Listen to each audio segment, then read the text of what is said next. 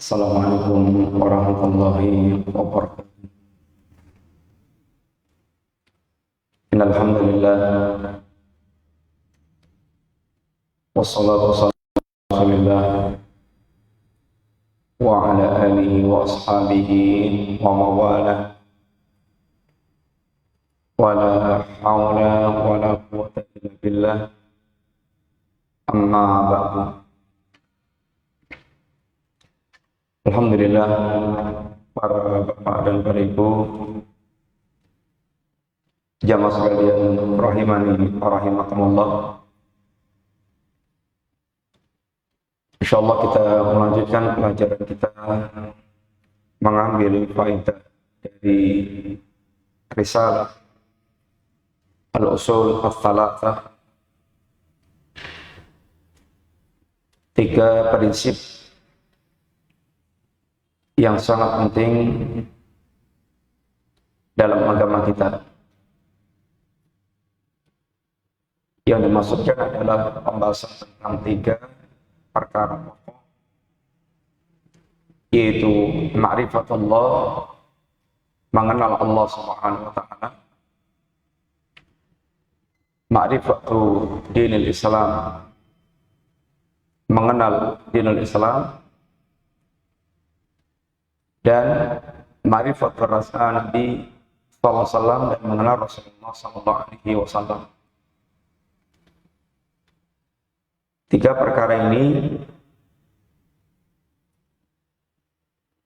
perkara yang akan ditanyakan di dalam pertanyaan 2 malaikat di alam barzakh setelah kita mengalami kematian. Kita masuk ke alam barzakh,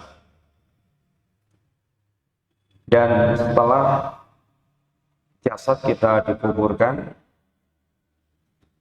dan orang-orang yang takziah telah pulang, datanglah 2 malaikat yang mendudukkan kita dan menanyakan di antaranya 3 pertanyaan tersebut: man rabbuk wa madinuk waman nabiyuk. Suksesnya seorang menjawab pertanyaan ini adalah kunci sukses hari-hari ke depannya. Sebagaimana yang telah kita sampaikan bahwa al-qabru awwalu manazil akhir. Kubur itu awal persinggahan kampung akhirat. Faman naja fama ba'dahu aisar minhu. Barang siapa yang dia selamat di kuburnya, hari-hari berikutnya lebih mudah bagi dia. Wa man lam yanju fama ba'dahu asyaddu minhu.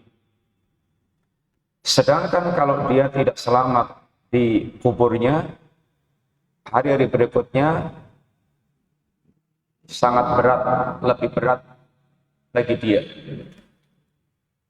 akan lebih sulit baginya. Saudara sekalian, sedangkan kemampuan kita menjawab di alam barzakh ini sangat ditentukan dengan sejauh mana interaksi kita dengan 3 perkara tersebut ketika di dunia sekarang ini. Apakah kita termasuk di antara orang yang mengenal Allah dan kemudian beribadah kepada Allah? Apakah kita orang yang mengenal Islam dan menjadikan Islam sebagai jalan kehidupan kita? Apakah kita orang yang mengenal Rasulullah SAW dalam mengimani dan mengikuti beliau yang akan membimbing kita ke jannah?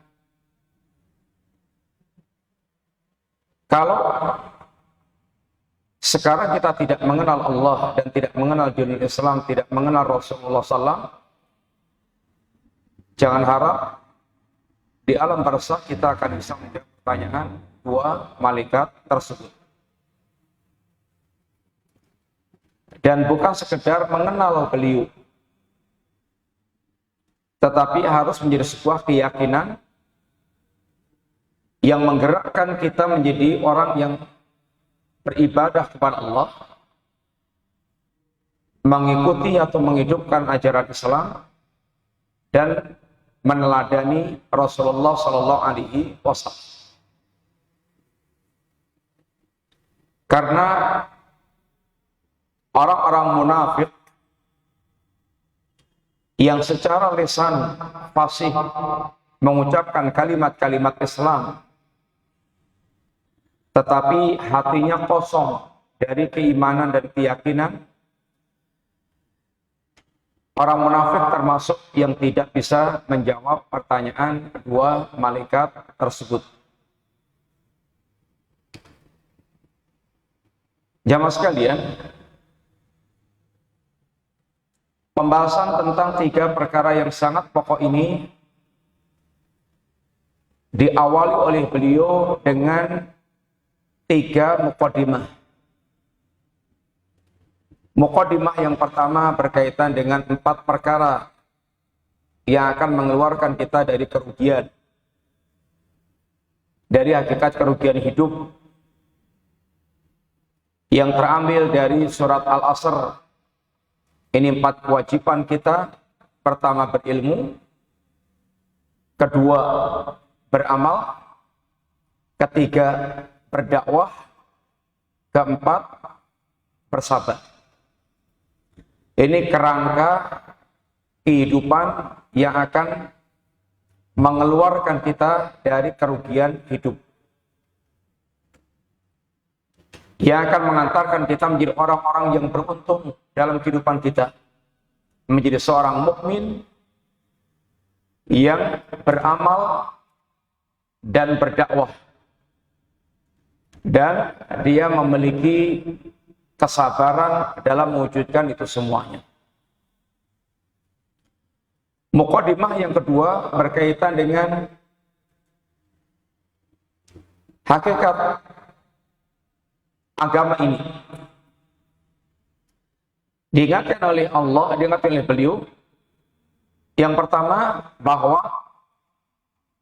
kehadiran kita di dunia, diciptakan Allah SWT ini,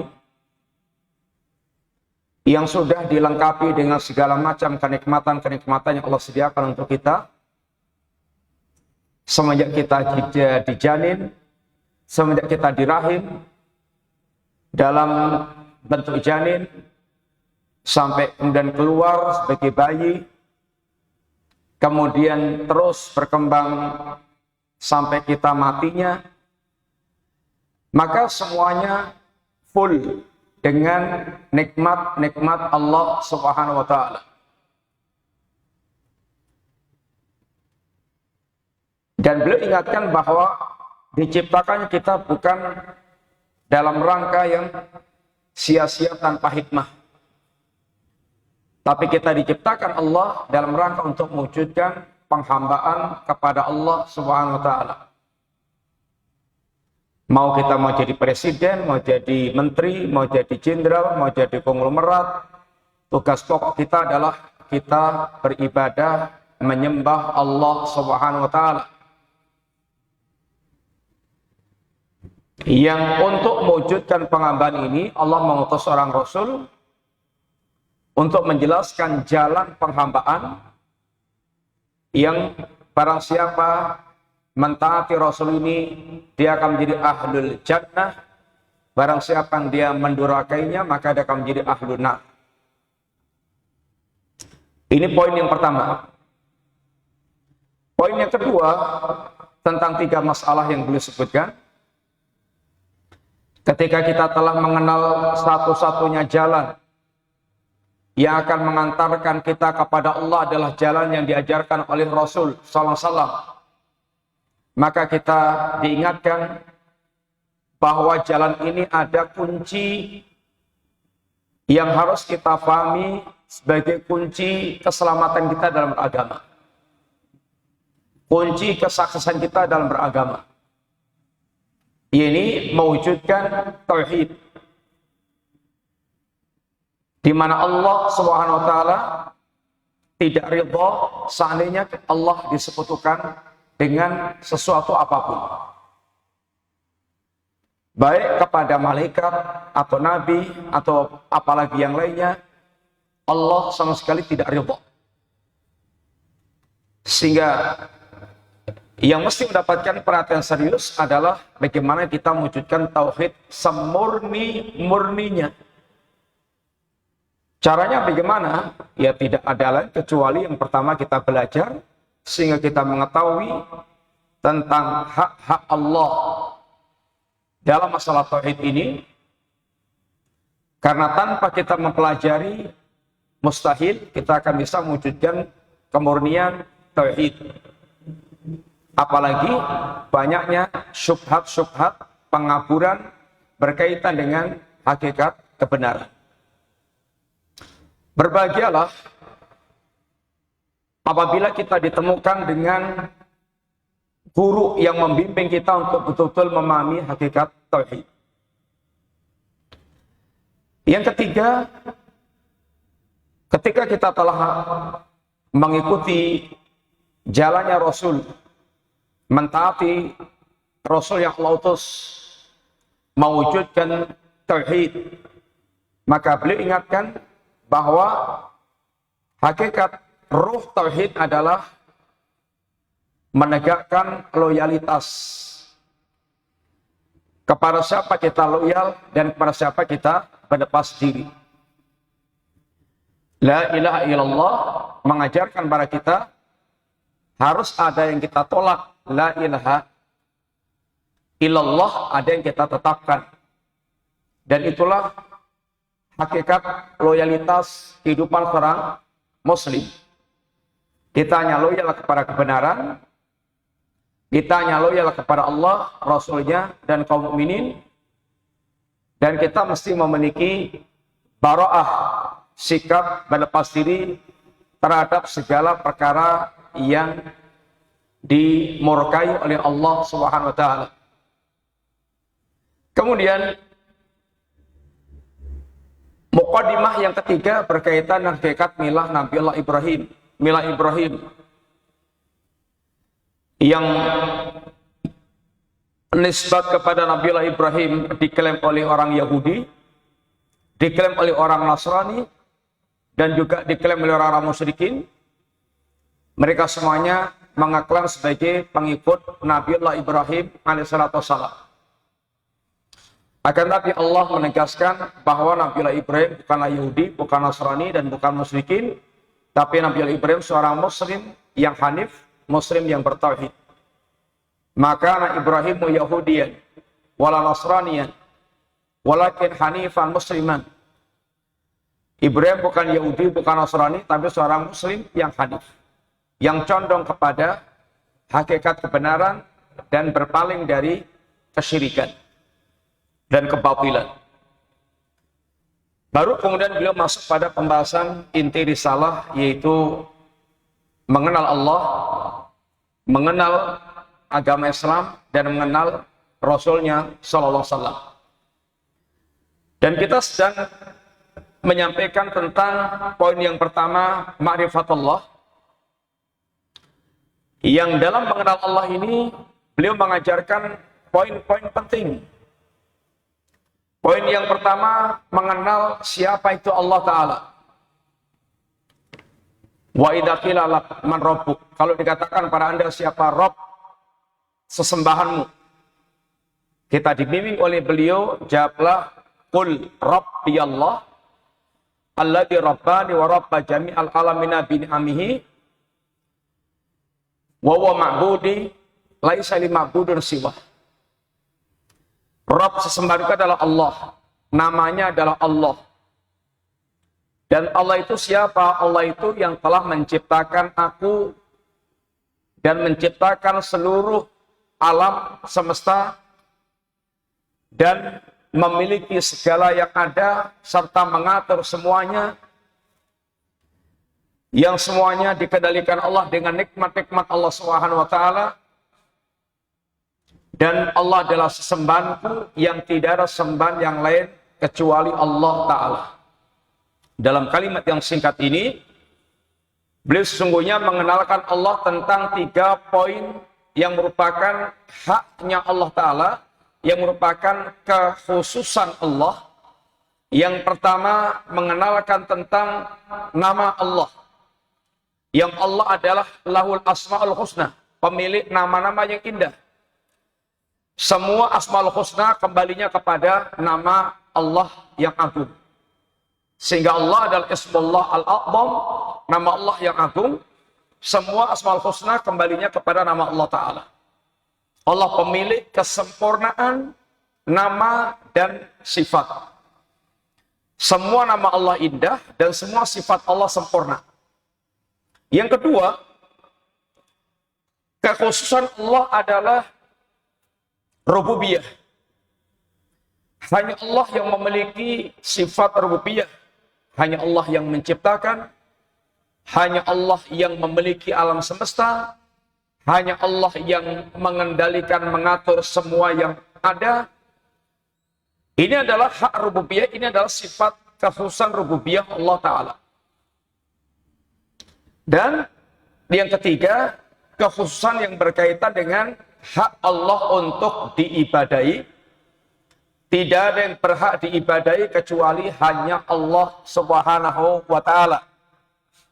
Seandainya ada selain Allah yang disembah oleh manusia, maka itu sembahan yang batil. Dzalika bi anna Allaha huwal haq wa anna ma yad'una min dunil batil. Yang demikian itu karena sungguhnya Allah adalah sembahan yang hak dan selain Allah adalah sembahan yang batil. Kemudian poin yang kedua tentang Allah, tentang mengenal Allah, beliau ajarkan bima arafta rabbak. Dengan apa Anda mengenal Allah Subhanahu wa Ta'ala?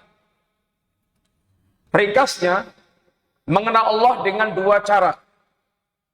Yang pertama, mengenal Allah melalui al-ayat al-kauniyah. Ayat-ayat kauniyah. Ayat-ayat kauniyah adalah ayat-ayat yang terbentang di alam semesta. Semua ciptaan Allah merupakan ayat tanda kekuasaan Allah Subhanahu wa Ta'ala. Termasuk diri kita sendiri yang Allah katakan wa fi anfusikum afala tubsirun. Dan terhadap diri kalian sendiri apakah kalian tidak memperhatikan, tidak merenungkan dari tentang penciptaan kita yang kita tercipta dari tetesan air, kemudian Allah bentuk sampai menjadi janin, bayi, kemudian keluar. Maka dalam penciptaan kita ini ada tanda-tanda kekuasaan Allah Subhanahu wa Ta'ala. Bagaimana Allah menciptakan otak kita sampai Allah melengkapi semua organ tubuh kita. Bagaimana Allah menjadikan ruh kehidupan dalam jasad kita. Ini semuanya tanda-tanda kekuasaan Allah Ta'ala. Sehingga banyak ayat Al-Quran yang mengisyaratkan agar kita memperhatikan ciptaan Allah, langitnya, gunungnya, lautnya, penciptaan hewan, dan semuanya Allah katakan dengan wamin ayatihi, di antara tanda-tanda kekuasaan Allah Subhanahu wa Ta'ala. Kemudian poin yang ketiga, penjelasan beliau tentang ini macam-macam ibadah yang wajib kita persembahkan secara totalitas kepada Allah Ta'ala. Dan telah kita bahas tentang al-khawf, tentang roja, tentang khosyah, tentang ini tawakal, al-inabah, isti'anah, istighatsah. Dan ini pembahasan yang berkaitan dengan ma'rifatullah dan kita cukupkan. Sekarang kita masuk pada pembahasan al-aslul tsani, pokok yang kedua. Ma'rifatu dinil Islam bil adillah. Mengenal agama Islam dengan dalil-dalilnya. Silakan baca. Untuk baca. Bismillahirrahmanirrahim. Alhamdulillah wassalatu wassalamu ala Rasulillah. Qala al-Imam Muhammad bin Abdul Wahhab rahimahullahu ta'ala al-usul tsani ma'rifatu dinil islami bil adillah wa huwa wa huwa al-istislamu lillahi bil tauhid wal inqiyadu lahu bit ta'ah wal bara'atu minasyirki wal ahli Ya. wa huwa. Ya, Bapak sekalian, beliau menyebutkan sekarang menjelaskan masuk pada pembahasan al-aslu tsani. Pokok yang kedua dari 3 pokok yang akan nanti ditanyakan Allah Ta'ala. Al-aslu tsani, pokok yang kedua adalah ma'rifatu dinil Islam bil adillah. Mengenal agama Islam dengan dalil-dalilnya. Ini isyarat bahwasanya seorang muslim itu dalam beragama hendaknya senantiasa menegakkan di atas ilmu dengan dalil-dalil sehingga benar-benar kita ini beribadah kepada Allah dengan ajaran yang disampaikan Rasulullah sallallahu alaihi wasallam. Adapun kewajiban ulama, kewajiban para ustadz hanyalah menyampaikan risalah, menyampaikan dalil-dalil dan menjelaskan maksud dari dalil-dalil tersebut. Dia tidak punya hak untuk menambah dan mengurangi agama ini. Para ulama dan para ustadz hanyalah menyampaikan agama, menjelaskan kepada manusia bagaimana hakikat agama yang diajarkan oleh Allah dan Rasulnya Shallallahu Alaihi Wasallam. Disinilah Bapak sekalian, pentingnya pendidikan ini ilmu, pentingnya pendidikan Islam